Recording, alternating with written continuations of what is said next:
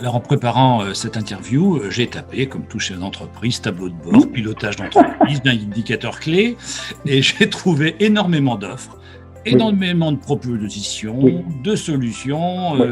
alors plus importantes, intéressantes les unes que les autres. Mais comment fait le dirigeant pour choisir? C'est un effet de mode en ce moment? Qu'est-ce qui se passe sur les Alors, indicateurs clés? alors c'est forcément aussi, alors ce n'est pas un effet de mode parce que le tableau de bord, on en parle de longue date. Je dois avouer que l'évolution de nos outils nous ont quand même permis de nous ouvrir un peu plus sur l'avenir du chef d'entreprise et de lui proposer autre chose. Je ne dis pas qu'à l'époque, on ne pouvait pas avoir ces indicateurs.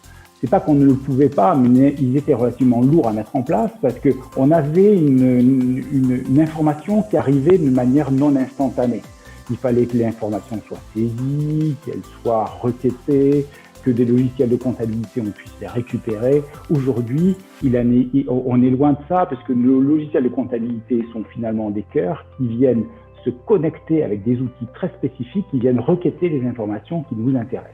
Et un tableau de bord, il va non pas requêter non seulement que sur la fonction comptable, il peut requêter, comme on l'a vu tout à l'heure, sur la fonction paye et sur le reste.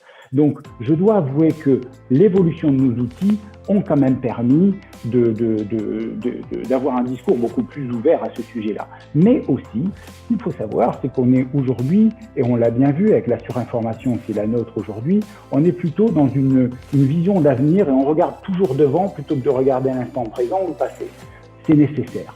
C'est nécessaire. Donc, ce n'est pas un effet de mode, c'est aujourd'hui un mal nécessaire et puis tout va plus vite.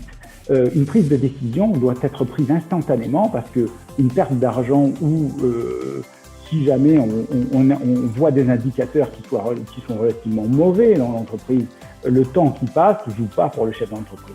Et la défaillance des entreprises nous a montré en 2008, elle a fait peur à tout le monde quand même, et elle a duré quasiment 10 ans quand même.